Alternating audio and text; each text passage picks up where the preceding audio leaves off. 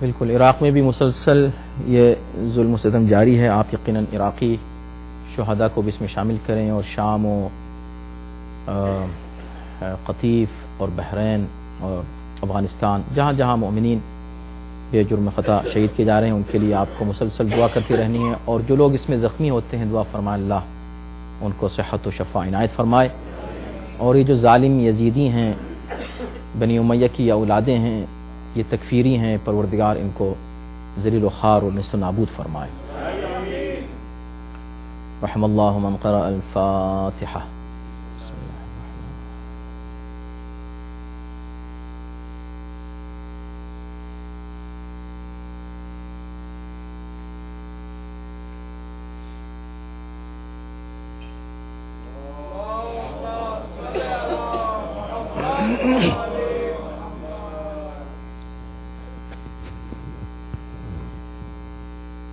اعوذ باللہ السمیع العلیم من الشیطان اللعین الرجیم.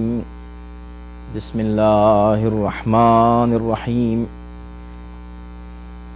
الحمد للہ رب العالمین والصلاة والسلام علی اشرف الانبیاء والمرسلین خاتم النبیین رحمة للعالمین سیدنا ونبینا وشفیع ذنوبنا وطبیب نفوسنا ومطہر قلوبنا مولانا ابی القاسم محمد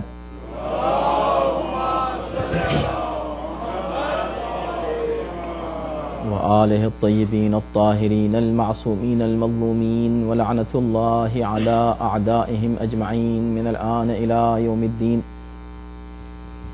اما بعد فقد قال اللہ سبحانہ تبارک وتعالی فی کتابہ الکریم وهو اصدق القائلین وقولہ الحق. بسم اللہ الرحمن الرحیم. الف لام میم ذلک الکتاب لا ریب فیہ ھدی للمتقین الذین یؤمنون بالغیب وَيُقِيمُونَ الصَّلَاةَ وَمِمَّا رَزَقْنَاهُمْ يُنْفِقُونَ. صلوات.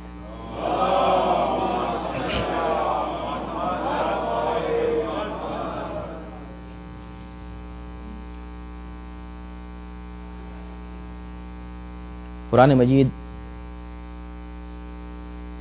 کے آغاز ہی میں سورہ حمد کے فوراً بعد جو پہلی آیت ہے وہ ہے الف لام میم. آپ یہ اندازہ کیجئے کہ قرآن مجید کس انداز سے عمومی طور پر تمام عالم انسانیت کی اور بالخصوص صاحبان ایمان کی تربیت کرتا ہے، ذہنی اور فکری تربیت. یہاں آواز آ رہی ہے، باہر جو حضرات کھڑے ہوئے ہیں پلیز اندر آ جائیے.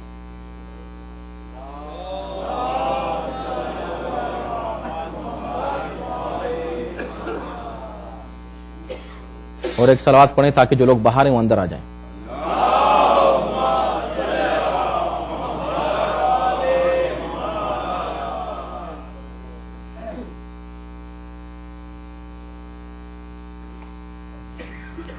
اور ایک صلوات پڑھیں محمد علی محمد.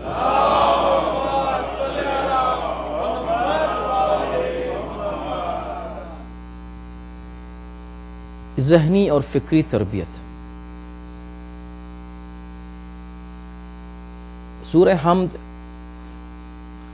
اصل میں دیباچہ ہے اس الہی کتاب کا جو عالم بشریت کے لیے ہدایت بن کر آئی.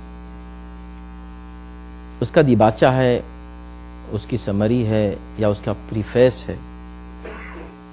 اس کے فوراً بعد جو آیت ہے، پہلی آیت جو آپ پڑھتے ہیں وہ کیا ہے؟ الف لام میم. اب پوچھیں کہ الف لام میم کا مطلب کیا ہے تو کہیں گے رک جاؤ ابھی بتاتے ہیں.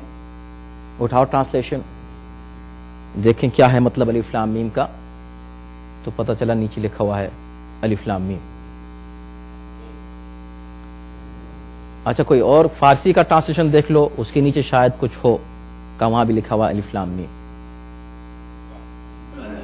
اردو والے میں دیکھیں، نہیں وہاں بھی الف لام میم. English, how about English? الف لام میم ٹرانسلیشن ہے یہ. الف لام میم کا مطلب کیا ہے؟ کہ الف لام میم، تو اس کا کوئی ٹرانسلیشن نہیں ہے کا نہیں. الف لام میم کا مطلب بس الف لام میم، تو اس کا کوئی مفہوم ہے کہ نہیں؟ اس کے کچھ معنی ہے کہ نہیں؟ دیکھیں ذہنی تربیت کس انداز سے قرآن کرتا ہے، اس پہ توجہ کیجیے گا. اس رخ سے سوچنے کی ضرورت ہے. جو لوگ قرآن کی بات کرتے ہیں نا، صرف قرآن کی بات کرتے ہیں، یعنی وہ بات کرتے ہیں جو نبی نہیں کی، رسول نے نہیں کی، اللہ نے نہیں کی، وہ بات کرتے ہیں صرف قرآن. اللہ نے کہا بھی صرف قرآن کب میں نے تم کو دیا ہے؟ میں نے تم کو صرف قرآن نہیں، بس صرف قرآن. کیوں؟ اس لیے کہ ہمیں قرآن سے محبت ہے. اب کیا بات دوسرے تذکروں کی کیا، بس قرآن. قرآن بہت اہم ہے. ایک قرآن سے اہم یقیناً ہمارے پاس کوئی کتاب نہیں ہے، کوئی میسج نہیں ہے. قرآن سب سے بڑا میسج ہے، اللہ کا کلام ہے، بہت اہم ہے، مگر بس قرآن. بس اللہ کہہ رہا ہے کہ نہیں، قد جاءکم من اللہ نور وکتاب مبین. کتاب سے پہلے ایک اور چیز جس کو نور کہا گیا ہے.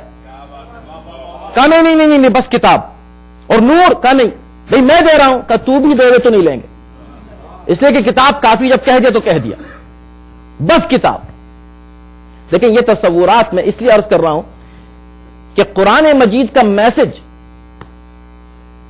سب سے پہلے تو آفاقی ہے، پھر عموماً تمام مسلمانوں کے لیے، پھر خصوصی طور پر مومنین کے لیے، اور پھر خاص الخاص صرف متقین کے لیے. اسی لیے کیا کہا؟ ہدن للمتقین. تو یہ ہر دائرے کے لیے قرآن مجید میسج ہے. لہذا کوئی دھوکے میں نہ آ جائے کسی منزل پر. اس لیے کہ دیکھیں باطل کبھی بھی اصل چہرے کے ساتھ آتا ہی نہیں حق کے مقابلے پر. حق کے مقابلے پر باطل جب بھی آتا ہے حق کی نقاب اوڑھ کے آتا ہے. اس لیے بہت ہی ہوشیار رہنے کی ضرورت ہے ہر منزل پر. عقائد کے منزل پر کوئی بھی شخص آ کر آپ سے نہیں کہے کہ اللہ دو ہیں، شرک کر لو. نہیں، کہے گا کہ اللہ تو ہے ہی، وہ سب سے بڑا ہے، مگر ساتھ میں یہ بھی ہے. ایشور تو ایک ہی ہے، بھگوان بہت ہیں. تو یہ نہیں کہیں گے دو ایشور ہیں. جس انداز سے آئیں گے نا یہ اوپر کے دائرے میں، ایسے ہی نیچے کے دائرے تک اسی انداز سے کبھی بھی حق کے مقابلے پر کوئی باطل کو لے کر نہیں آئے گا براہ راست. حق کے مقابلے پر حق کے سہارا لے کر لوگ آنے کی کوشش کرتے ہیں. اس سے اگر متقی ہوشیار نہ رہا تو وہ متقی ہی نہیں ہے، اور پھر قرآن اس کے لیے ہدایت بن ہی نہیں سکتا. تو کیا کہا؟ الف لام میم معنی بتاؤ. نہیں، معنی معلوم نہیں ہے. نہیں معلوم ہے کیوں؟ کہا اس لیے کہ یہ ہیں حروف مقطعات، یا عربی میں اس کو کہتے ہیں الحروف المقطعات. اردو میں اس کو حروف مقطعات کہتے ہیں، کوئی مسئلہ نہیں، لیکن اوریجنلی اس کو کہنا چاہیے الحروف المقطعات. تو یہ جو حروف مقطعہ ہیں، کیا مطلب حروف مقطعہ نے؟ کہ بروکن لیٹرز. اس کو ایز اے ورڈ مت پڑھیے، لیٹرز کے طور پہ پڑھیے، الف لام میم. کیوں؟ اس لیے کہ اس کے کوئی میننگ نہیں ہے، اس کا کوئی مفہوم نہیں ہے، اس کا کوئی معنی نہیں ہے. اس کے معنی نہیں ہے، اس کا کوئی مفہوم نہیں ہے. کہا نہیں، اس کا کوئی مفہوم نہیں. کمال کی بات، مفہوم نہیں ہے. اس کا مطلب آپ یہ کہہ رہے ہیں کہ قرآن مجید میں کچھ ایسی آیتیں ہیں جن کا کوئی مفہوم نہیں ہے. قرآن میں ہم یہ کہتے ہیں کہ شروع سے آخر تک، بے سے لے کر اور سین تک، کوئی حرف ایسا نہیں ہے جو زائد ہو، ایکسٹرا ہو، اننیسیسری ہو، بے معنی ہو. آپ کہہ رہے ہیں ایک آیت نہیں، قرآن مجید کے 25 سوروں کی ابتدا میں حروف مقطعہ آئے ہیں. آپ کہہ رہے ہیں ساری آیتیں اننیسیسری ہیں، ان کا کوئی مفہوم نہیں ہے، ان کا کوئی معنی نہیں ہے. کہا نہیں، معنی نہیں. اگر معنی ہوتا تو اس کا ٹرانسلیشن ہوتا، کوئی تو لکھتا اس کا ٹرانسلیشن، کسی نے لکھا ہی نہیں. اچھا تو کیوں نہیں ہے ٹرانسلیشن؟ کہا اس لیے کہ اس کے معنی نہیں. تو تو یہ تو خود بات بے معنی ہے کہ اس کے معنی نہیں ہیں. توجہ کیجئے گا, یہ تو ہو نہیں سکتا کہ اس کے معنی نہ ہو. معنی ضرور ہیں. کیا ہیں اس کے معنی؟ ہم خود یہ کہیں گے خدا جانے. اگر ہم نے کہا صرف خدا جانے تو بھی یہ بات بے معنی ہو گئی. کیوں؟ اس لیے کہ اگر صرف خدا جانے تو خدا نے پھر اس قرآن میں اتارا کیوں؟ یہ کیا قرآن اللہ کے لیے ہے؟ کہ قرآن تو ہے متقین کے لیے. تو متقین جو چیز نہ جانے وہ اللہ نے قرآن میں اتاری کیوں؟ جو ہمارے لیے ہے ہی نہیں, جس کا مفہوم ہماری سمجھ میں آئے گا ہی نہیں, اسے ہم پڑھیں کیوں؟ تو چلو اس کو کاٹ کے پڑھیں. بسم اللہ الرحمن الرحیم ذالک الکتاب لا ریب فیہ. سٹاپ. غلط پڑھا. کیوں؟ الف لام میم نہیں پڑھا آپ نے. ارے اس کو کوئی معنی نہیں, ہم کیا پڑھیں گے اس کو؟ یعنی آپ کو پڑھنا ضرور ہے. اچھا چلیں, اگر یہ پڑھنا تھا, توجہ کیجئے, تو 10-20 آیتیں پڑھ چکے ہوتے. وہ آیتیں کہ جو معنی والی ہیں, پھر ایک کوئی ایسا لفظ آتا جس کا مفہوم ہماری سمجھ میں نہیں آ رہا, کوئی بات نہیں, پہلے ہی کہا بسم اللہ الرحمن الرحیم, پہلا لفظ الف لام میم. جانتے ہو؟ نہیں. کیوں؟ کہا اس لیے کہ ابھی تم کہہ کر آئے ہو اہدنا الصراط المستقیم, یا اللہ صراط المستقیم کی ہدایت کر. قرآن مجید کا کمال ہے میرے دوستو, پڑھا کریں. جس نے اس دنیا میں رہ کر قرآن نہیں پڑھا اس سے بڑا لوزر دنیا میں کوئی ہے ہی نہیں, یقین جانیے آپ. اللہ قسم کھا کے کہہ رہا ہے جو نا, والعصر ان الانسان لفی خسر, اس پر صادق آتی ہے بات. قرآن جس نے قرآن کا لطف جس کو نہیں آیا, بیچارے نے زندگی اپنی برباد کر دی. کچھ اس کو زندگی کا مزہ, لطف, انٹرسٹ, فن آیا ہی نہیں. جب بھی آ جائے, زندگی کے جس لمحے میں آ جائے, آپ کو ایسا لطف آنے لگے گا, میں ہمیشہ کہہ چکا ہوں کہ اس کے بعد پھر آپ کچھ نہیں پڑھیں گے علاوہ قرآن. اہدنا الصراط المستقیم. یہ سورہ الگ ہے, یہ سورہ الگ ہے, مگر جتنے بھی سورے ہیں الگ الگ ہونے کے باوجود ہر سورے کا اختتام جہاں ہوتا ہے, جو نیا سورہ اس کے بعد شروع ہو رہا ہے, اس سے کچھ نہ کچھ ربط محسوس ہوتا ہے. یہ قرآن کا معجزہ ہے.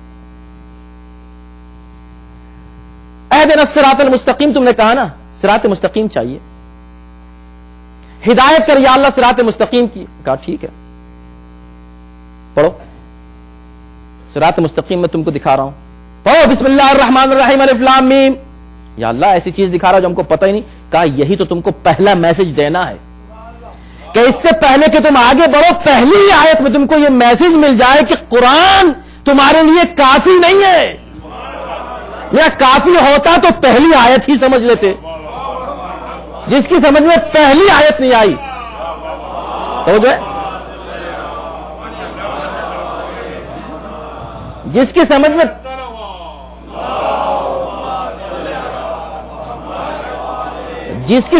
پہلی آیت نہیں آئی, اس کی سمجھ میں ایک آیت نہیں آئی. الف لام میم 3 حروف تمہاری سمجھ میں نہیں آئے تو پورا قرآن تمہاری سمجھ میں کیا آئے گا؟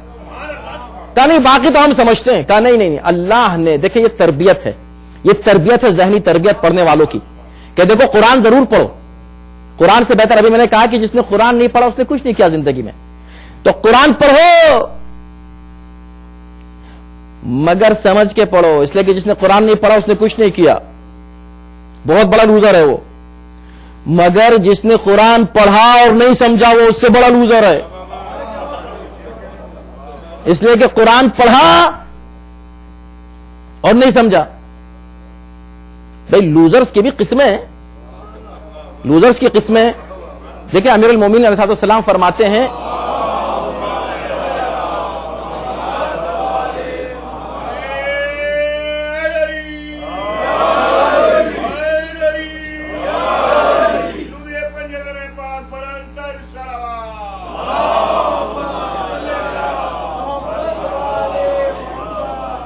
کہ سب سے بڑا لوزر اس دنیا میں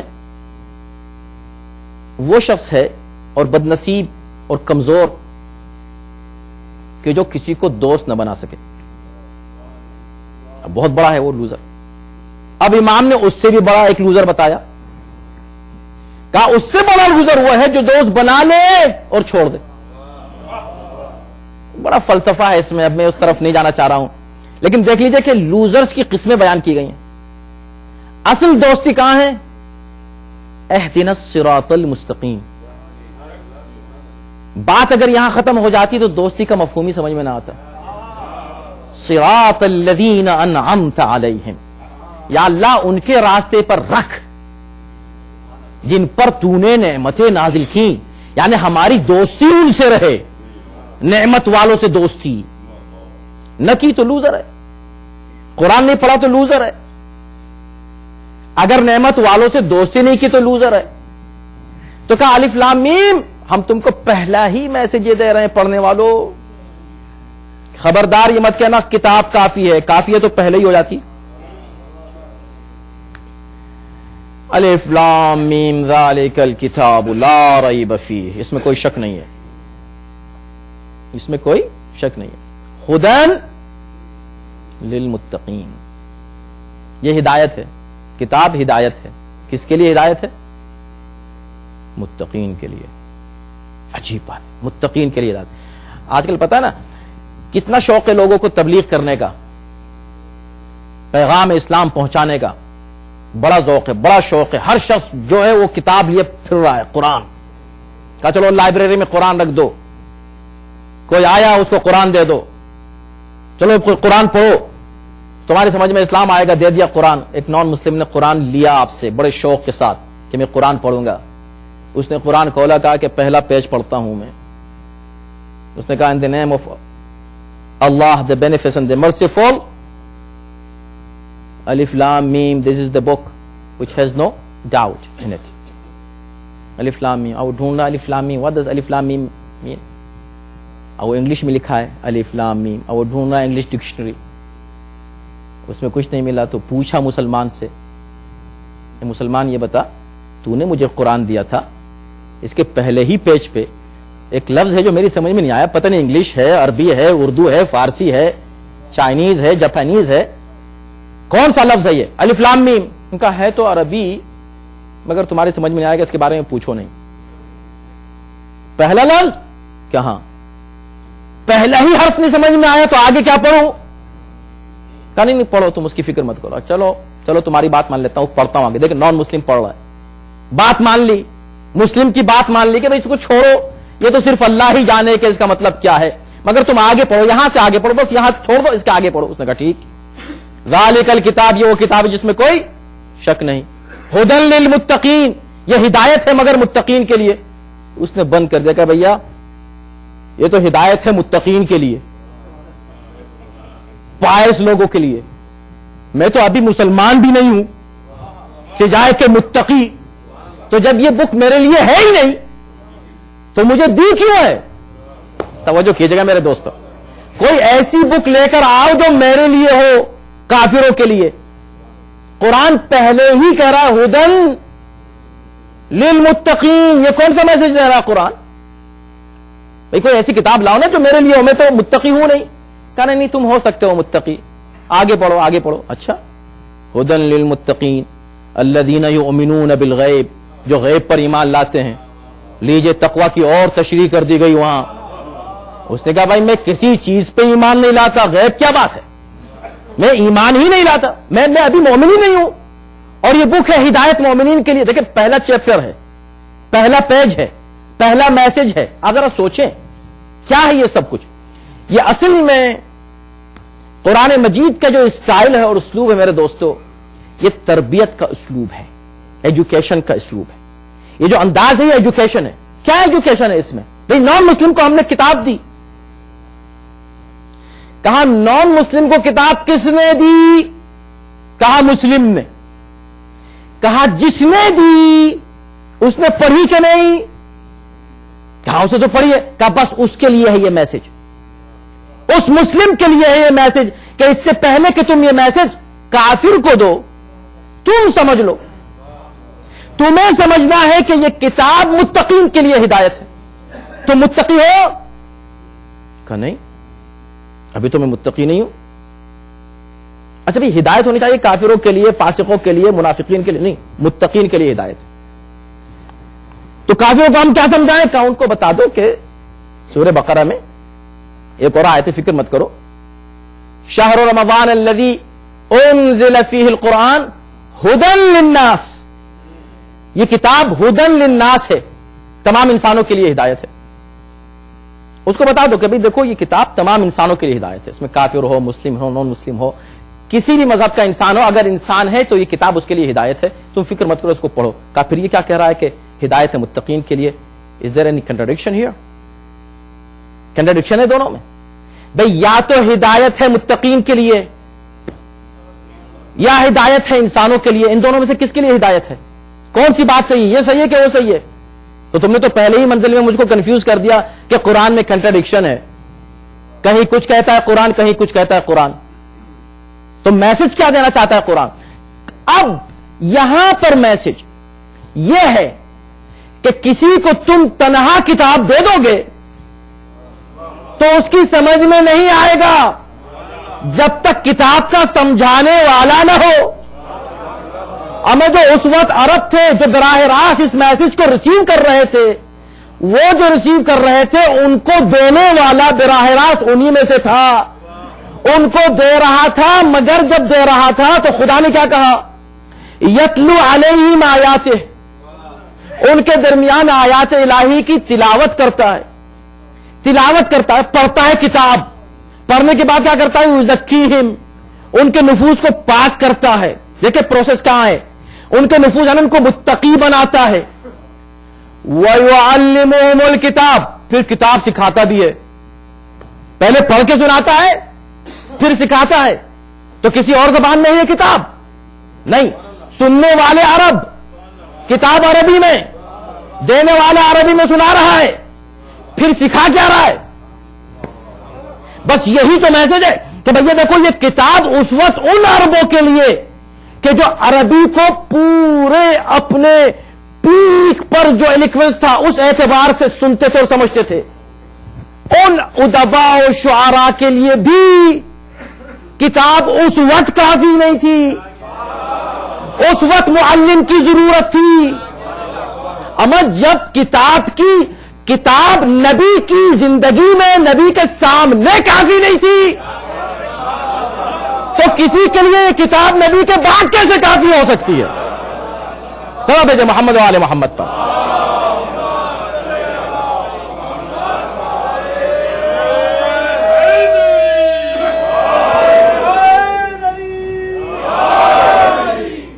تو اب آپ اس کافر سے کہتے ہیں دیکھو تم پڑھو ضرور، مگر میں تم کو بتا رہا ہوں اس کا مفہوم کیا ہے. کنٹراڈکشن ہے. متقین کے لیے ہدایت ہے، ناس کے لیے. وہ بتاؤ پہلے مجھے.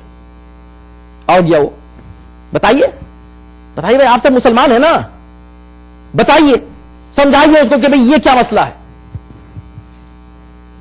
کہا نہیں ہم نہیں سمجھاتے، کتاب اس کے لیے کافی ہے. کتاب تو تمہارے لیے بھی کافی نہیں جو تم خود نہیں سمجھے ہو ابھی. کہا پھر کیا ہے اس کا مفہوم؟ کہا اس کا مفہوم بہت سمپل ہے. آؤ ان کے پاس جو معلم کتاب ہے، بات کتاب کی ہو رہی نہیں کہ بھئی کتاب ہدایت ہے. ہدایت متقین کے لیے یا انسانوں کے لیے؟ کس کے لیے ہدایت ہے؟ تو کون بتائے گا؟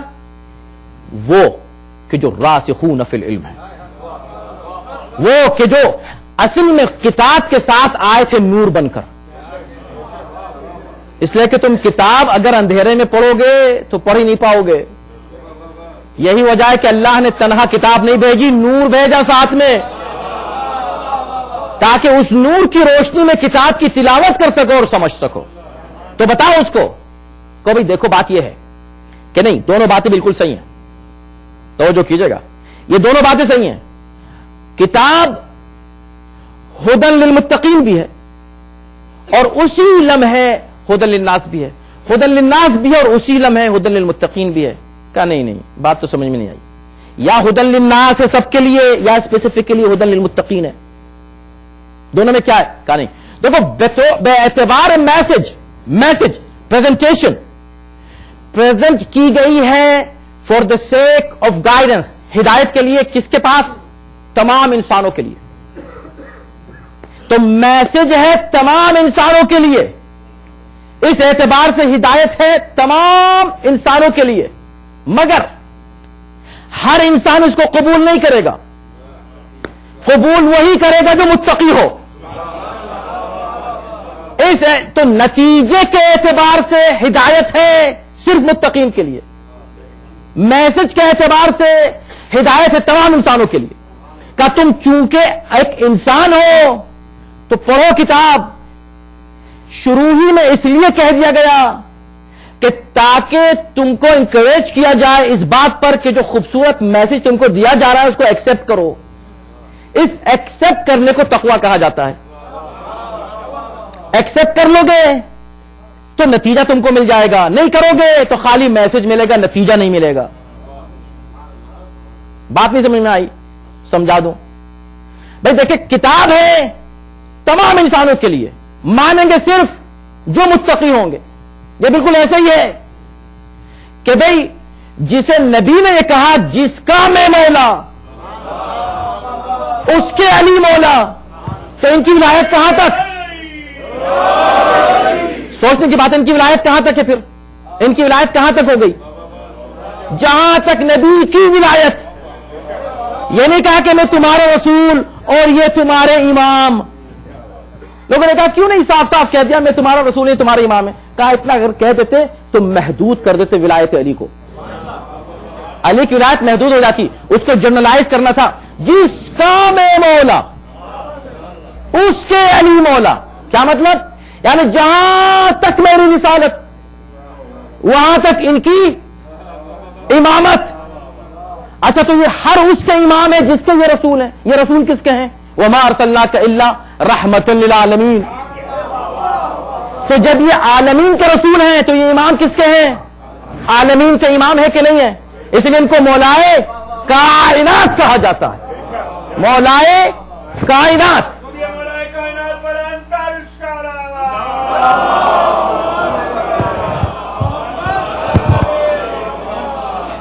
تو ہدایت اب یہ ہادی بھی ہیں. یہ ہادی کس کے لیے ہیں؟ کائنات کے لیے. یہ مولا کس کے لیے ہیں؟ کائنات کے لیے. یہ امام کس کے لیے ہیں؟ کائنات کے لیے. اچھا آپ ان کو مولائے کائنات تو کہہ دیتے ہیں, مگر امامت اور مخصوص ہے, اس کی خصوصیت ہے. علی کو امام کائنات نہیں کہا جاتا, علی کو امام المتقین کہا جاتا ہے. تو کیوں, کیا وہ امام کائنات نہیں ہے؟ کتنی بار میں عرض کر چکا ہوں کہ ایک صفین میں مخالفین میں ایک شخص زخمی پڑا ہوا ہے, اس کو پانی پلا رہے ہیں. کسی چاہنے والے نے کہا مولا اس کو پانی پلا رہے ہیں, اس کو کیوں پانی پلا رہے ہیں, یہ تو دشمن ہے. کہا تو کیا ہوا, انسان تو ہے. کہا انسان تو ہے مگر آپ کی اطاعت نہیں کرتا. تو فرمایا کہ اگر اس نے اطاعت چھوڑ دی تو کیا میں امامت چھوڑ دوں؟ توجہ کیجیے گا.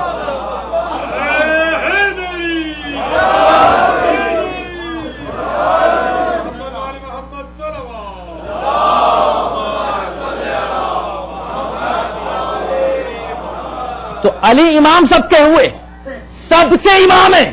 تو پھر کیوں نہیں کہتے امام کائنات؟ کیوں نہیں کہتے امام الناس؟ کیوں کہتے امام متقین؟ تو کیا صرف متقین کے امام ہے, دوسروں کے امام نہیں ہے؟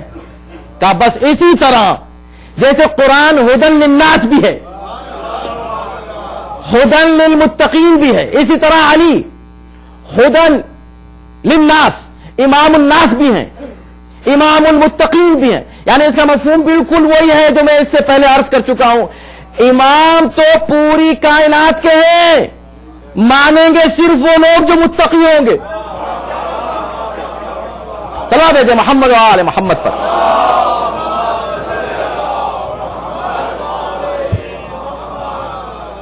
بس گفتگو کو سمیٹنا ہے, یہیں تک بات روک دینی ہے. اس کے بعد آپ بات کی آیتیں پڑھیں تو آپ کو معلوم ہوگا کہ کیا میسج قرآن دے رہا اور کس انداز سے ذہنی تربیت کر رہا ہے قرآن کے سننے والوں کے. صلوات بھیجے محمد و آل محمد.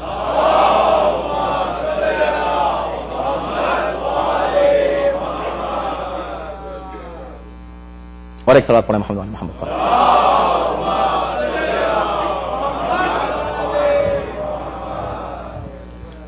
ذہنی تربیت پہلی آیت سے میسجز دے دیے. خبردار قرآن کو کافی مت سمجھنا، کتاب کو تنہا کافی مت سمجھنا. پریکٹیکل میسج ہے، پریکٹیکل یعنی پڑھتے ہی تم خود فیل کرو، کوئی آ کے بتائے نہیں تم کو. اب تم کو ممبر سے کوئی بتانے کی ضرورت نہیں ہے کہ بھئی کتاب کافی نہیں ہے. نہیں، تم خود جب پڑھو، اگر عقل ہے تو یا تو الف لام میم کا ترجمہ کرو یا مان لو کہ کتاب کافی نہیں ہے. بس بات سمجھ میں آ رہی ہے؟ مان لو، نہیں مانتے تو ضد ہے. تو میسج یہ دیا کہ دیکھو کتاب کو تم تنہا کافی مت سمجھنا کبھی بھی. کتاب پڑھنا ہے، اس کی بہت اہمیت ہے. قرآن مجید کے تلاوت کی کتنی تاکید ہمارے یہاں ہے. قرآن اللہ کی کتاب ہے، سب کچھ ہے، لیکن اس کا یہ بات ذہن میں رکھنا ہمیشہ کہ یہ کتاب جو ہدایت کے لیے آئی، اس میں سارے میسیجز دے دیے ہیں قرآن نے، بشرطے کہ اس کو سمجھو، اس کو ریسیو کرو، جانو. ایسا نہ ہو کہ کوئی تم کو اسی قرآن ہی کے ذریعے دھوکہ دے دے. تو قرآن ہدایت ہے، توجہ کیجئے، قرآن ہدایت ہے. ایسا نہ ہو کہ اسی ہدایت کے ذریعے تم کو کوئی گمراہ کر دے. کیا ہدایت کے ذریعے کوئی گمراہ ہو سکتا ہے؟ جی بالکل ہو سکتا ہے. وَنُنَزِّلُ مِنَ الْقُرْآنِ مَا هُوَ شِفَاءٌ وَرَحْمَةٌ لِّلْمُؤْمِنِينَ. ہم جو کچھ قرآن میں نازل کرتے ہیں وہ مومنین کی شفا و رحمت ہے. وَلَا يَزِيدُ الظَّالِمِينَ إِلَّا خَسَارًا. ظالموں کو قرآن پڑھنے سے علاوہ خسارے کے کچھ نہیں ملتا. ابھی میں کیا کہہ رہا تھا؟ لوزر کی تعریف کر رہا تھا نا، ایگزیکٹلی وہی لفظ آ گیا، خسارہ. وَلَا يَزِيدُ الظَّالِمِينَ إِلَّا خَسَارًا. قرآن پڑھنے سے ظالموں کو سوائے خسارے کے کچھ نہیں ملتا، قرآن سے خسارہ ملتا ہے. کیا بات کہی؟ یعنی کہا کافروں کو، منافقوں کو، فاسقوں کو نہیں، ظالموں کو. ظالم جیسے جیسے قرآن پڑھتا ہے نا، اس کے ظلم میں اضافہ ہوتا ہے. کیوں؟ اس لیے کہ جب ظالم ہے تو اس نے جسٹس کو ریجیکٹ کر دیا پہلے ہی. اب سوچیں جسٹس کو جو ریجیکٹ کر دے وہ امامت کو کیسے قبول کر لے گا؟ بھئی بات پہنچ رہی ہے کہ نہیں؟ جو اللہ کے جسٹس کو ریجیکٹ کر دے تو وہ امامت کو، کہ جو حقیقتاً جسٹس ہی کا نام دوسرا نام امامت ہے، اس کو کیسے کوئی قبول کر لے گا؟ تو یعنی محترم میسج یہی ہے کہ قرآن بہت اہم ہے، اس کو پڑھتے رہو، مگر خود کو اٹیچ رکھنا ان سے جو معلمین کتاب ہے. ان سے ذرا سے بھی تم الگ ہوئے، کہا نہیں ہم تو الگ نہیں ہیں، ہم تو ان سے الگ نہیں ہیں. دیکھو ظالم کس کو کہتے ہیں؟ ظالم، ظلم کی جو تعریف کی گئی ہے اور عدل کی یہی ہے، ظلم ہے وضع الشیء فی غیر محلہ. کسی بھی شے کو ایسی جگہ رکھنا کہ جو اس کا محل نہیں ہے، موقع نہیں ہے، اور کسی شے کو اس کے بالکل اپروپریٹ پلیس پہ رکھنا، اس کو کہتے ہیں عدل.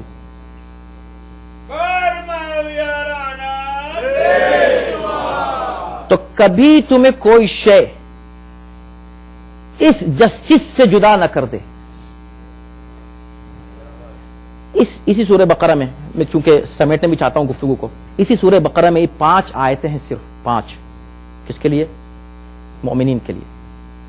2 آیتیں ہیں کافرین کے لیے. اس کے فوراً بعد علامات بیان کی گئی، 5 مومنین کی علامتیں 5 آیتوں میں، 2 میں کافروں کی، 13 آیتوں میں منافقین کی. یعنی کافروں کا ذکر بس 2 ہی میں ہو گیا، 2 آیتوں میں. منافق سب سے خطرناک ہے، اس کا ذکر 13 آیتوں میں ہو رہا.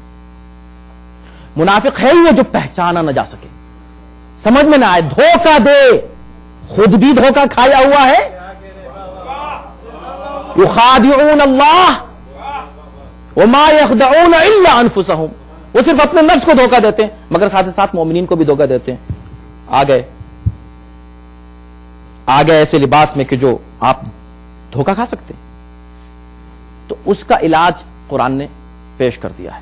اس کا علاج یہی ہے کہ اس کی پہچان بتائی ہے. وقت تمام ہو چکا ہے لیکن مختصر یہی ہے کہ اس کی جو پہچان ہے جو بھی منافق کی ہے، اگر آپ اس کو نہ سمجھیں تو مومن رہ کر بھی ایمان جو ہے نا آپ نے دیکھا ہے کہ اس کا گراف اپ اینڈ ڈاؤن ہوتا رہتا ہے. اگر ایسی کوئی مشین آ جائے کہ جہاں پر آپ کے دل میں لگا دی جائے, مسئلہ یہ ہے کہ ایمان کا تعلق صرف دل سے نہیں ہے, دماغ سے بھی ہے. تو کوئی ایسی مشین ہونی چاہیے کہ جو دل و دماغ دونوں کو ایک ساتھ ریڈ کرتی ہو اور اس کا گراف بنائے. تو ایمان اپ اینڈ ڈاؤن ہوتا ہے.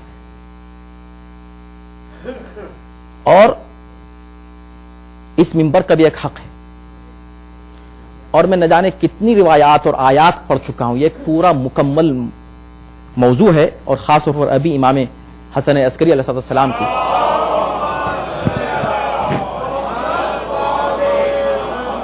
شہادت گزری ہے. اس کو انشاءاللہ سنیے گا, میں پھر اور آپ کے سامنے عرض کروں گا. اس شہادت کے موقع پر یہ سوچے 6 سال صرف ملے ہیں مولا کو. ہر امام کے بعد ایک امام آنے والا ہے, تو اس کو یہ اطمینان ہے کہ میں نے جو کچھ کہا, اگر اس کی وضاحت میں کوئی کمی رہ گئی ہے یا لوگ نہیں سمجھے ہیں تو میرے بعد کا امام آ کے اس کی وضاحت کر دے گا. ہر امام کے بعد ایک امام موجود ہے, اس کی وضاحت کرنے والا, جس کی ذمہ داری وقت ظہور تک قوم کی تربیت ہو. اس کے پاس صرف 6 سال ہیں, 6 ایئرس. اس 6 سال میں جو میسجز دیے نا, اگر آپ ان میسجز کو نہ پڑھیں تو غیبت کے زمانے میں کبھی بھی آپ ڈگمگا سکتے ہیں, ادھر ہو گئے ادھر ہو گئے. مت سوچیں, مت دعویٰ کریں کہ میں مومن ہوں, کہیں پھسل سکتے ہیں. اور اس کی علامتیں امام نے بتائی ہیں, اس میں سے ایک میں آپ کو بتا رہا ہوں, ایک. اور یہ اسی روایت میں ہے کہ جس روایت میں امام نے مرجعیت پر زور دیا کہ مرجع کو پہچانو کون ہے, تقلید کی اہمیت بتائیے کیا ہے. اسی روایت میں یہ ہے کہ کچھ لوگ ہمارے چاہنے والے بن کر آئیں گے, وہ لباس پہن کر آئیں گے جس سے تم سمجھو گے ہم سے مربوط ہیں, ہمارے محبت کا دعویٰ کرنے والے آئیں گے, مگر آ کر تمہیں ہم سے دور کرنے گے. اور یہ لوگ, اس کے لیے جملہ بہت سخت استعمال کیا ہے امام نے. امام فرماتے ہیں کہ ایسے لوگ ہماری قوم کے لیے علی ضعفاء شیعتنا, ہمارے ضعیف شیعوں کے لیے لشکر یزید سے بدتر ہیں. حوالہ چاہیے, پڑھیے اس حدیث کو, ہر شیعہ پر واجب ہے پڑھنا اس پوری حدیث کو, پڑھنا اور سمجھنا, ورنہ گئے کام سے میرے بھائی. مت سمجھے میں بڑا یوں ہوں, کچھ بھی نہیں ہے. پڑھے ان احادیث کو, خاص طور پہ جو امام حسن عسکری کی, اس لیے کہ 6 سال میں آپ کو کیا دیا ہے انہوں نے, اس وقت ظہور تک کے لیے تیار کیا ہے پوری قوم کو. اور ایسے لوگوں سے ہوشیار کیا ہے, جہاں حکم دیا ہے کہ ایسے ان صفات کے حامل علماء کی تقلید کی جائے, وہاں ایسے عالم نما افراد سے بچنے کا حکم بھی دیا ہے. اور اس کی علامت کیا بتائی ہے, کبھی تم اگر کسی عالم کے یہاں جاؤ, میرے پاس, آپ میری مجلس سن رہے نا, اگر اس مجلس سے اٹھ کر آپ کے دل میں ذرا سا بھی شک اہل بیت کے فضائل کے سلسلے میں آ جائے, ذرا سا شک آ جائے, اہل بیت کے دشمنوں کے تعلق سے سن لیجئے, اس کو سب سنیں, مرد سنیں, عورتیں سنیں, بچے سنیں, بڑے سنیں, علماء سنیں, سب سنیں, انٹرنیٹ پہ بات جا رہی ہے. ایک ذرہ ایٹم کے برابر اگر آپ کے دل میں فضائل اہل بیت کے تعلق سے شک اور ریب پیدا ہو گیا, ہاں مانتے تو تھے ہم, مگر یہ بات تو صحیح کہہ رہے ہیں, ایسا تو نہیں ہو سکتا, یہ در خیبر تو واقعی 2 انگلیوں میں, یہ سب ٹو مچ, دس از ٹو مچ. اب سائنٹیفکلی سائنس سے کیسے ثابت کر دیں؟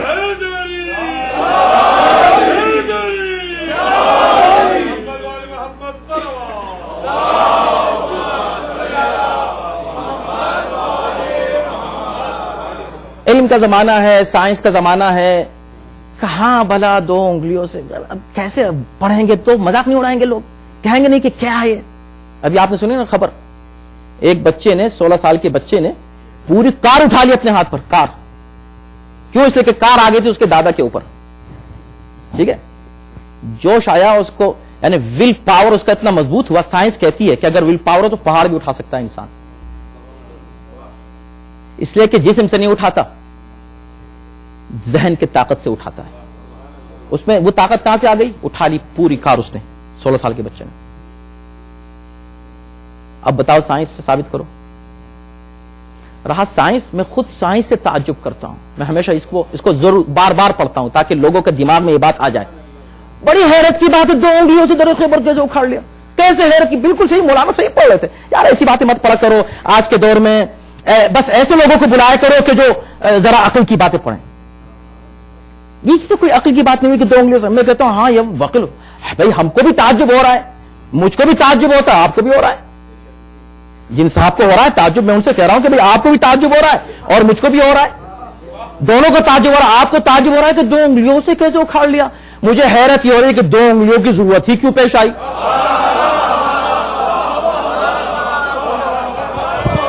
تو سمجھ لیجیے گا,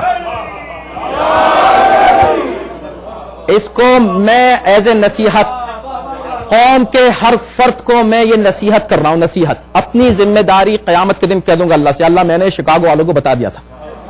ایسے مولویوں سے ہوشیار رہیں, ایسے معممین سے ہوشیار رہیں, ایسے لباس پہننے والوں سے ہوشیار رہیں جو آپ کے دل میں اہل بیت کے تعلق سے شکوک و شبہات پیدا کریں. اگر کسی کے دل میں کسی کی تقریر سن کر, کسی کی اسپیچ سن کر ذرہ برابر, ذرے سے بھی کم فریکشن, وہ ذرہ, وہ ایٹم جو نظر نہیں آتا, اتنا اگر نرم گوشہ قاتلان زہرا کے تعلق سے پیدا ہو جائے, اس سے بڑا لوزر کوئی نہیں ہے.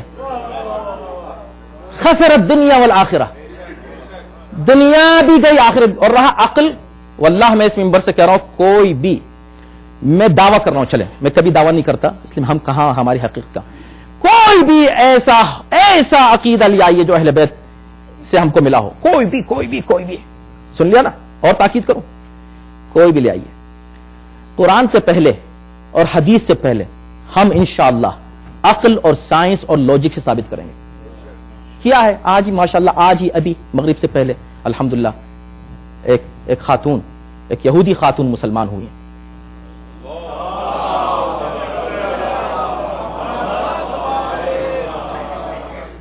ابھی تھوڑی دیر پہلے. اور یہ نہیں کہ بس ایک ہی جھٹکے میں آئے اور مسلمان ہو جائے, نہیں, کافی سیشنز کے بعد.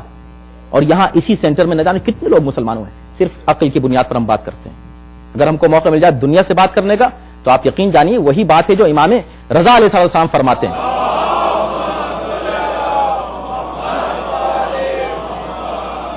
فرماتے ہیں کہ ہمارے علوم کو سیکھو اور سکھاؤ, اس لیے کہ ہماری بات اگر لوگوں کو پتہ چلے کہ اس میں کیا بیوٹی ہے تو ضرور مانیں گے. بھئی یہ جو نہیں مانیں گے دنیا, اس لیے کہ ان کو پتہ ہی نہیں کہ کیا ہے. ہماری ذمہ داری کہ ہم بتائیں کہ اہل بیت کون ہے.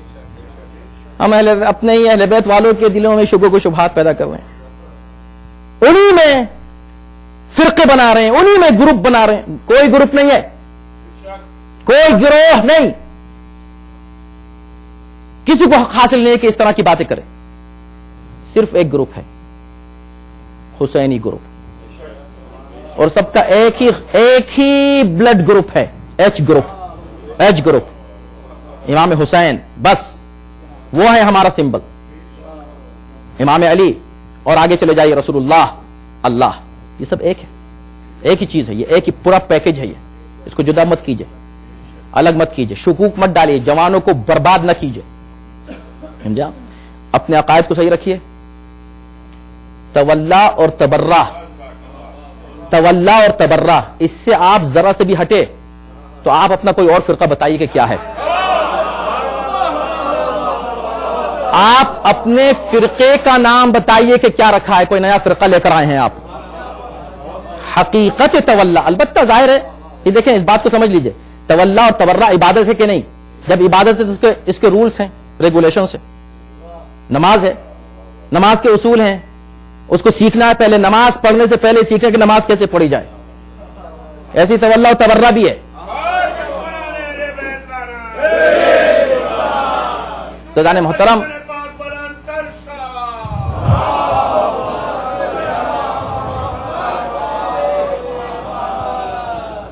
اب آپ انشاءاللہ سنیے گا. اور ضروری ہے, میں ہمیشہ ایک ہی میسج دیتا رہتا ہوں سب کو. الحمدللہ ہمارے یہاں نوجوان خدا کا شکر ہے جو آتے ہیں, شرکت کرتے ہیں. مجھے کم سے کم یقین ہے کہ جب مجلس چھوڑ کے جاتے ہیں تو اہل بیت کی محبت کے تعلق سے اور معرفت کے تعلق سے ذرہ برابر صحیح اضافہ لے کر جاتے ہیں. الحمدللہ کمی لے کر نہیں جاتے. اور بچیے ایسی جگہوں سے, بچیے. اب میں کہہ رہا ہوں اور کھل کے پیغام دوں گا, ایسے ان تمام علاقوں سے, جگہوں سے, مولویوں سے, ان ظاہری عالموں سے بچیے کہ جو دلوں میں خاص طور پہ نوجوانوں میں شکوک و شبہات پیدا کریں. اور صرف ایسے علماء کو بلائیے یہاں منبر پر, صرف ان کو بیٹھنے کا حق ہے جو اہل بیت کا حق ادا کریں, جو فضائل پڑھیں. اس لیے کہ قرآن مجید میں تبلیغ کا مفہوم ہی ہے.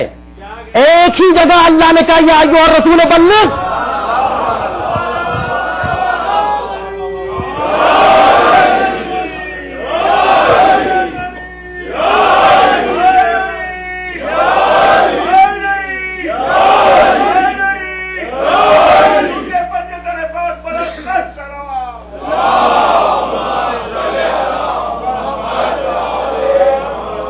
منبر پر اس کو بیٹھنے کا حق ہی نہیں ہے. میں نے پڑھی حدیث ہے اور ایسی پڑھوں گا احادیث.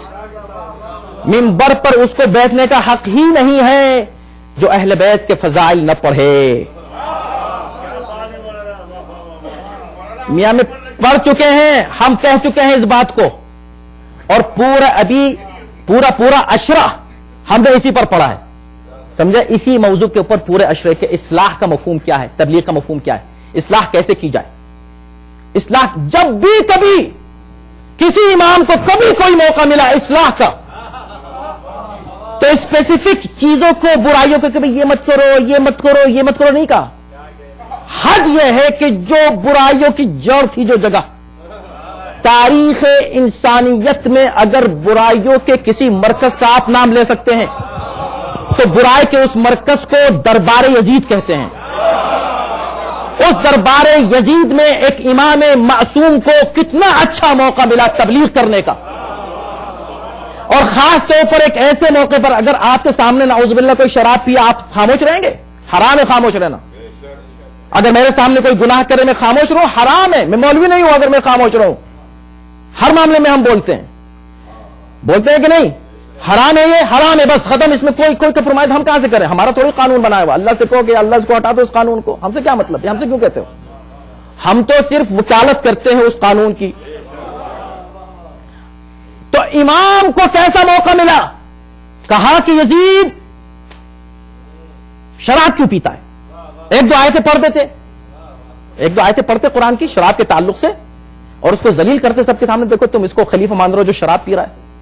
کہا نہیں, یہ نہیں کہا. من عرفنی فقد عرفنی, جس نے مجھے پہچان لیا ہے اس نے پہچان لیا ہے. اس لیے کہا کیوں؟ کہا اس نے مجھے پہچانا نہیں ہے, یہ شراب پی اس لیے رہا ہے کہ اس نے مجھے نہیں پہچانا ہے.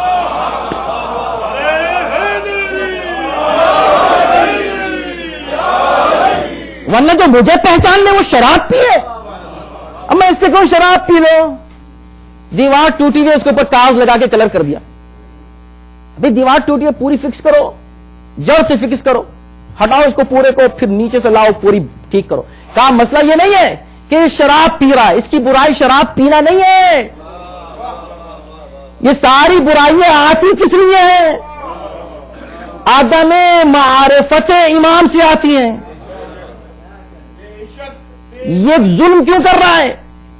ایک دوسرے پر ظلم ہوتا ہے نا, گھر میں بھی میاں بیوی پر ایک دوسرے کا ظلم, بہن بھائیوں کا ظلم, ایک دوسرے کے اوپر دوستوں کا ظلم, ایک دوسرے, یہ جو ظلم ہے نا, حقوق کی پامالی معرفت امام کی کمی کی وجہ سے. میرے دوستوں,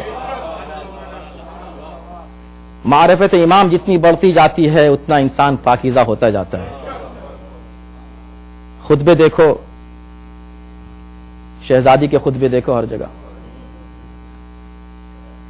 ذرا سوچو کوفے میں کیسا موقع ملا تھا, پڑھو خطبے. کہیں پر کہا کہ تم لوگ نماز کو نہیں پڑھتے ہو, روزہ کو نہیں رکھتے ہو. جو بات کہی اور کمال کی بات ہے. خود امام حسین نے کسی خطبے میں نہیں کہا ہے, کسی خطبے میں نماز اور روزے کی بات نہیں کی ہے. मगर जब आप ज़ियारत पढ़ते हैं तो क्या कहते हैं?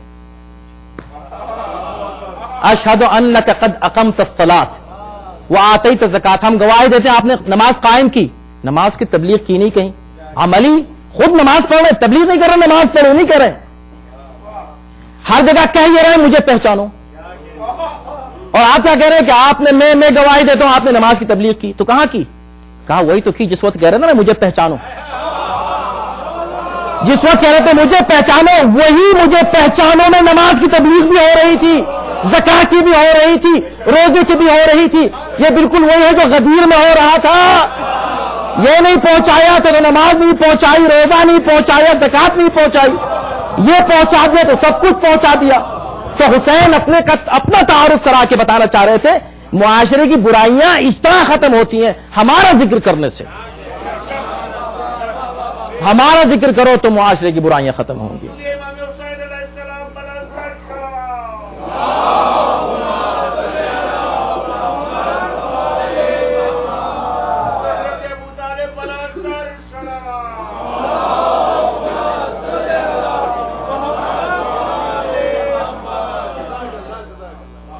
अपने को पहचानवाओ और इनको पहचानवाओ। इमाम हुसैन जब आखिरी रुखसत के लिए आते हैं तो जनाब ज़ैनब से कहते हैं या उख्ता ला तनसीनी फी नाफिलतिल लैल।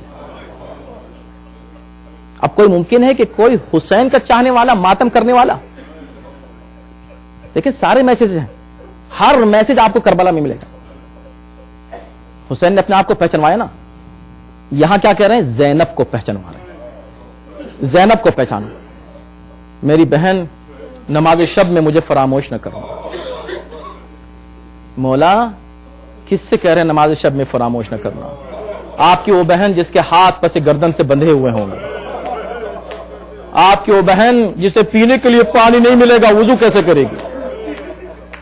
आपकी वो बहन जिसे बैठकर कभी सुकून न मिल सकेगा, जो ताजियाने खाती रहेगी, वो खड़े होकर नमाज कैसे पढ़ेगी? फरमाया मैंने वाजिब नमाज की बात नहीं की है,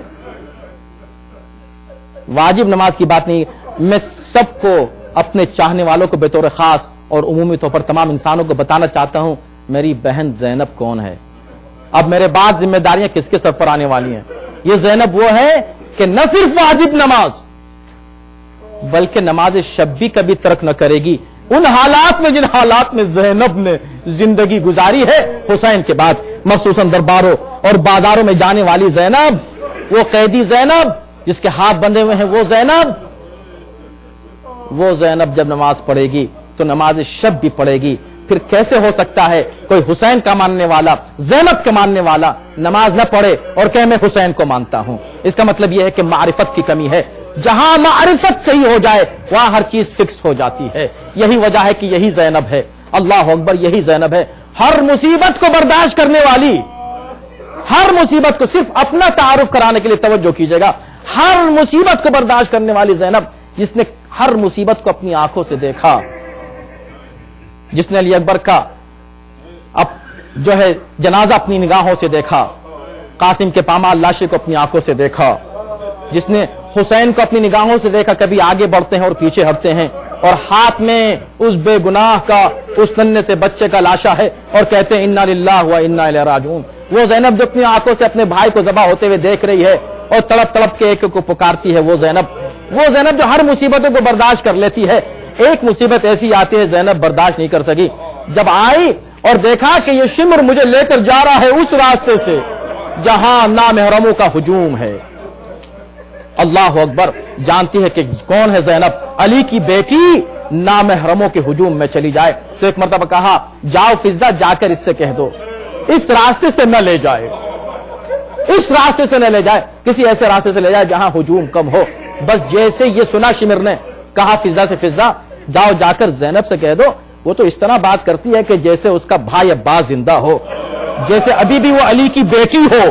बस जैसे ये सुना तो ज़ैनब ने कहा अच्छा, तो मैं शिमर को आज बता देती हूं कि ज़ैनब अभी भी अब्बास की बहन है, ज़ैनब अभी भी अली की बेटी है। और एक एक मरतबा बच्चों को जमा किया, बच्चों मैं दुआ करूंगी तुम आमीन कहना। हाथों को उठा दिया, बच्चों ने हाथों को उठा दिया। मेरा दिल कहता है जिस वक्त हाथ उठ रहे होंगे कुदरत की निगाह भी उठ रही होगी। हाँ ज़ैनब बोलो तो सही, تم نے کبھی کچھ نہیں کہا ہم سے، اب تم جو کہو گی وہی ہوگا۔ ادھر سے قدرت کی آواز یقیناً یہی ہوگی، اور ادھر زینب ہاتھ اٹھا رہی ہے۔ ابھی لب ہلے نہ تھے کہ نظر پڑی سر حسین پر۔ اب جو سر پر نظر پڑی، آنکھوں میں آنسو دیکھے، وہ زینب، کیا عشق ہے، کیا محبت ہے بھائی سے، اللہ اکبر، کہ وہ بہن کہ جس کو اتنی بڑی مصیبت اس وقت نظر آ رہی تھی، بے پردہ ہو کر جانا اس بازار سے، وہ اپنی مصیبت بھول گئی۔ ایک مرتبہ کہا بھیا یہ آنکھوں میں آنسو کیسے، آنکھوں میں آنسو کیسے؟ کہتے ہوئے گلے سے آواز آئی، اے میری بہن، بس یہ تیری مظلومیت پر رو رہا ہے تیرا بھائی، تیری مظلومیت دیکھی نہیں جاتی۔ اے بہن، اگر تو نے اس وقت بد دعا کر دی، کربلا کا نقشہ بدل جائے گا، مفہوم کربلا تبدیل ہو جائے گا۔ اے زینب، جدھر سے چاہیں لے جائیں، چلی جاؤ۔ بس جیسے یہ کہا، ایک مرتبہ ہاتھوں کو جھکا دیا اور کہا جا کر شمر سے کہہ دے فضا کہ زینب تجھ کو بتانا چاہتی تھی کہ عباس کی بہن ہے، مگر کیا کروں، میں حسین کی بہن بھی تو ہوں، میں حسین کی بہن بھی ہوں، لے چل مجھے اس راستے سے۔ اب جب آئی ہیں، اب موقع ملا، وہ زینب، بس آخری جملہ ہے اور میرے موضوع سے متعلق ہے، وہ زینب جو نہیں آنا چاہتی تھی جس مجمع میں، جب آئی تو اب بولی۔ اب ایسے نہیں کہ سر جھکا کے خاموش چلی جائے، تو کہا میں بولنا چاہتی ہوں، اے شمر ذرا جو ڈھول تاشوں کی آواز ہے ان کو روک دیا جائے۔ شمر نے جب یہ دیکھا تو کہا نہیں، اے میرے سپاہیوں، ڈھول تاشوں کی آوازوں کو اور بلند کرو۔ تاریخ کہتی ہے اور آواز بلند ہوئی، شور اور زیادہ بلند ہوا۔ علی کی بیٹی کچھ کہنا چاہتی ہے، کہنے نہیں دیا جا رہا ہے، تو ایک مرتبہ اشارت، ایک اشارہ کیا علی کی بیٹی نے، کیوں؟ اپنا تعارف کرانا ہے، ظالموں ہمیں پہچانو، یہ معاشرے جو برباد ہو چکا ہے اس کی بربادی کا سبب یہ ہے کہ تم ہم کو نہیں جانتے۔ ایک مرتبہ ایک اشارہ کیا، فسکتت الاجراس وارتدت الانفاس، سارے وہ ڈھول تاشوں کی آوازیں بند ہو گئی، نہ صرف وہ بلکہ سانسیں جہاں کی تھی وہی رک گئی، وارتدت الانفاس، نفس وہی رک گئے، سانسیں وہی رک گئی، سناٹا طاری ہو گیا۔ اب علی کی بیٹی بول رہی ہے، خیبر والا، وہ رخ دکھایا فاتح خیبر کی بیٹی نے، ایک اشارے سے ظالموں کو خاموش کر دیا۔ آج چاہنے والوں کے مجمع میں گفتگو کرنا بہت آسان ہے، دشمنوں میں کھڑے ہو کے خطبہ دینا یہ علی کی بیٹی کا کام تھا۔ اور اس کے بعد جب کھڑی ہوئی خطبہ دینے کے لیے تو سنے کیا کہا، یہ ہے وہ منزل جو میں بتانا چاہتا ہوں۔ کیا کہا؟ کھڑی ہو کے کہا کوفے والو الحمدللہ والصلاة علی ابی محمد، والصلاة علی ابی محمد، تمام تعریف اللہ کے لیے، اتنی مصیبتیں جو برداشت کر کے آ رہی ہو، مجمع میں کھڑے ہو کے کہہ رہی ہے تمام تعریف اللہ کے لیے ہے۔ ذرا سی مصیبتوں میں شکایتیں کرنے والے سنے، یہ زینب ہے، کتنی مصیبتیں، ام المصائب، کوفے میں کھڑے ہو کے کہہ رہی ہے الحمدللہ، تمام تعریف اللہ کے لیے۔ اس کے بعد جو جملہ کہا وہ عجیب ہے، فرماتی ہے والصلاة علی ابی محمد، اور درود ہو میرے باپ محمد پر، میرے باپ محمد پر۔ اپنے نانا کو نانا نہیں کہا، باپ کہا۔ شہزادی یہ کیا کہا؟ بتانا چاہتی ہوں جو معاشرہ خراب ہوا ہے میں اس میں اپنا تعارف کرانا چاہتی ہوں۔ ظالموں، تم جس کے ہاتھ باندھ کر لائے ہو، جس کو اسیر کر کے لائے ہو، وہ کوئی اور نہیں، وہ فاطمہ کی بیٹیاں ہے، وہ نبی کی بیٹیاں ہے، وہ علی کی خزادی۔ وَسَيَعْلَمُ الَّذِينَ ظَلَمُوا يَوْمَ يَنقَلِبُونَ۔ پروردگار ہمارا سمجھ صالح کو قبول فرما، اس سے بہتر انداز ذکر اہل بیت سے سنانے کی توفیق کرامت فرما۔ خداوندہ ہر آفت بلا سے محفوظ معمون رکھ، جہاں جہاں اہل بیت کے چاہنے والے ہیں ان کا امان اور سکون کرامت فرما۔ تجھے اہل بیت طاہرین کا واسطہ جو مومنین جہاں جہاں آباد ہیں، مخصوصاً پاکستان میں مالک اور عراق میں، ان مظلومین کی حفاظت فرما۔ یہ ظالم جو ہر جگہ قتل عام کیے ہوئے ہیں، ان مظلومین کو، زائرین کو عزاداروں کو جرم حب اہل بیت میں قتل کر رہے ہیں، خداوندہ ان ظالموں کو ذلیل و خوار اور نست نابود فرما۔ خداوندہ ان شہداء کو جوار معصومین میں جگہ کرامت فرما۔ جو مومنین ان حالات میں زخمی ہو جاتے ہیں پروردگار ان کو صحت و شفا کرامت فرما۔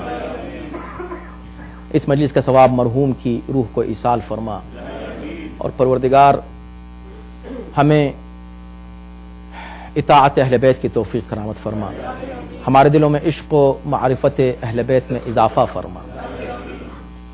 مالک ہمیں ایسے افراد سے محفوظ رکھ جو ہمارے عقائد کو خراب اور برباد کر رہے ہوں۔ خداوندہ ہمیں ہمارے عقیدے اور عمل میں استحکام کرامت فرما۔ مالک غیبت کے اس دور میں ایتام آل محمد کی تو مدد فرما۔ مالک ہمارے امام پردے غیب میں ہیں، ان کی تائید اور مدد ہمیشہ ہمارے ساتھ شامل حال رہے۔ خداوندہ ان کے ظہور میں تعجیل فرما، ان کے آن و انصار میں داخل و شامل فرما۔ یہاں مومنین کی جو بھی پریشانیاں ہیں، بیماریاں ہیں، ان کو دور فرما۔ ہمیں ہر اعتبار سے دنیا اور آخرت میں محبان و شیعیان و پیروان اہل بیت میں شمار فرما۔ ربنا تقبل منا انک انت السمیع